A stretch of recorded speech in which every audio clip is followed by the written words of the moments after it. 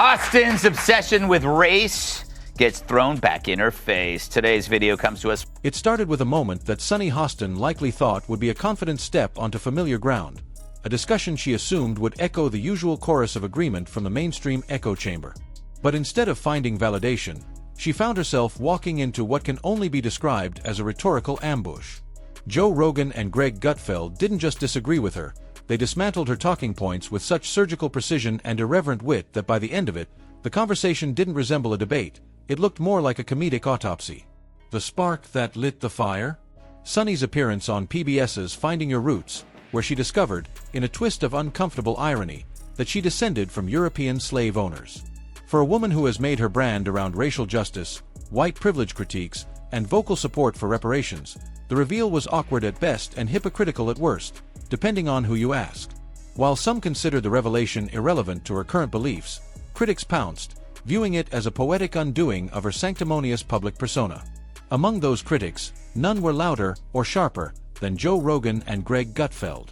Joe Rogan, who has long embraced a style of discourse grounded in curiosity, skepticism, and an unfiltered appetite for controversy, approached the topic with calm resolve. Sunny is very intelligent, but she's ideologically captured. Right.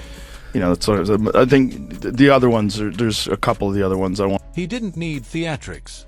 Instead, he brought facts and logic, questioning the consistency of Sunny's positions and the ideological narrative she often projects. Gutfeld, the late-night jester of Fox News, took the opposite approach. He weaponized humor, sarcasm, and blistering one-liners in a way that turned the studio lights into a roasting pit. Together, they formed a tag team that didn't just challenge Sunny's argument, they obliterated it.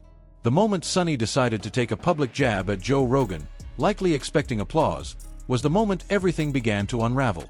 Instead of getting the validation she hoped for, she was hit with what could only be described as a comedic truth storm. Rogan responded with cool logic, poking holes in her arguments like a silent archer hitting every mark. Gutfeld.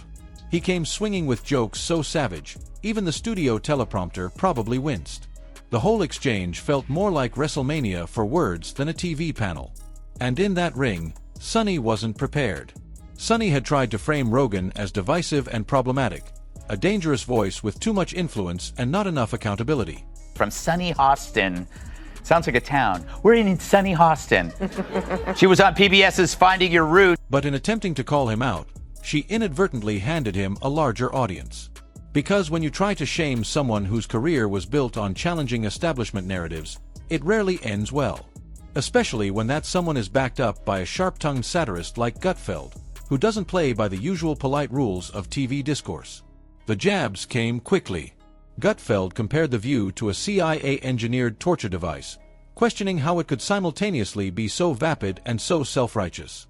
Rogan, rather than getting defensive, stayed steady and analytical, calling out the inconsistencies in Sunny's logic, especially the way she painted broad strokes of racial generalization over nuanced topics. He didn't attack her identity. He simply dissected her arguments with the calm demeanor of a man used to 3-hour podcast discussions with scientists, fighters, and thinkers of all stripes. Sunny's biggest mistake wasn't taking a political stance, it was assuming her argument was bulletproof.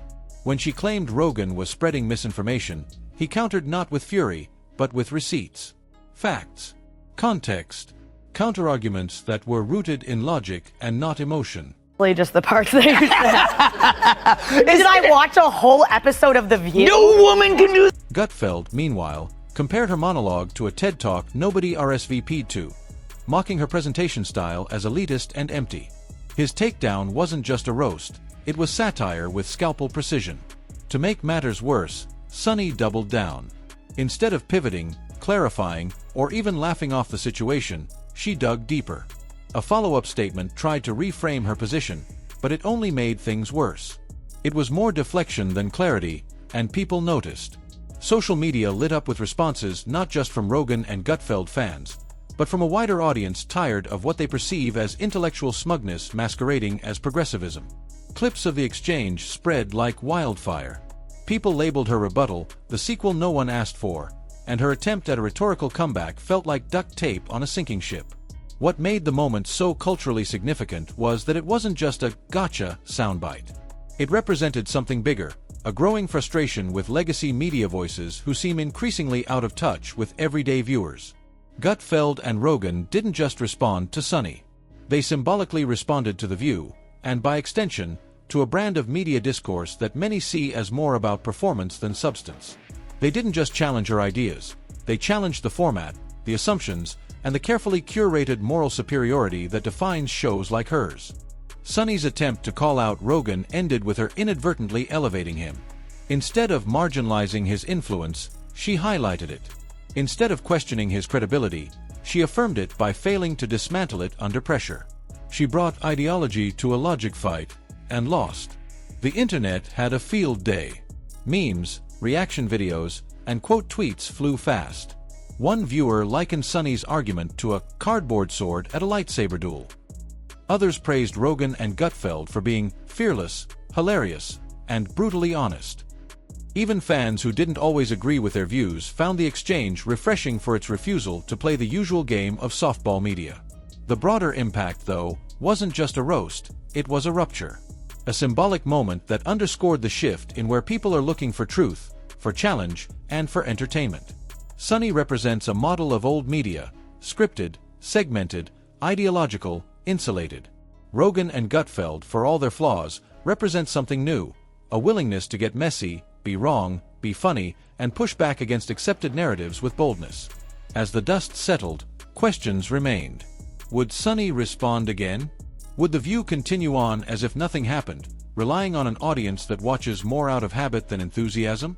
Would Rogan invite her to a long-form podcast discussion where nuance could actually flourish? Would Gutfeld buy her a gag gift wrapped in sarcasm and a wink? Ultimately, this wasn't about Joe versus Sunny or Gutfeld versus The View. It was about the evolution of public discourse.